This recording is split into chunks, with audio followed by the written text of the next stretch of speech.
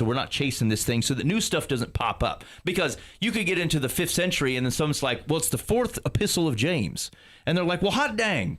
Now we got to get everybody back together and reevaluate the thing. And so that's kind of what happened. And James has been dead for 300 years. Yeah. Could you find something? Yes, you could, I guess. Like, is there a 3rd volume to Luke Acts? I think there probably is. I actually think Luke probably wrote Luke Acts and something else, because Acts stops in a spot where you're like, hey, it feels like there could be more, right? And so, like, he's setting up the trilogy. And so could we find that somewhere? I don't know. We might. But this is folks going, look, let's just make sure it's clear that at this moment, we said these are the things we trust.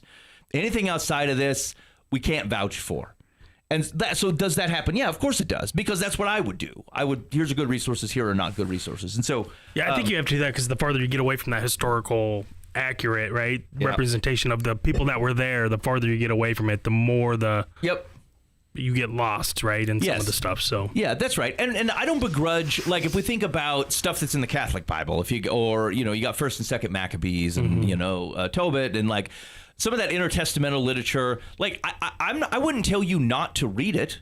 Some of it's interesting history. Some of it will tell you true things about God, just like you could have a conversation with the dude on the street and he may tell you true things about God. Would I lean on it for driving my theology? I would not. I wouldn't do that because I just don't know where it came from. But it's the same reason I wouldn't lean on like Nathaniel's random thoughts on theology. He might be right, but if we're trying to get everybody in the world to like believe a thing, you gotta draw it somewhere. So they came up with good boundaries and they said, here we go. This is what we got. So I find it completely reasonable. This gets poked at a lot, and I'm like, I don't understand it. Like, it's what you would do.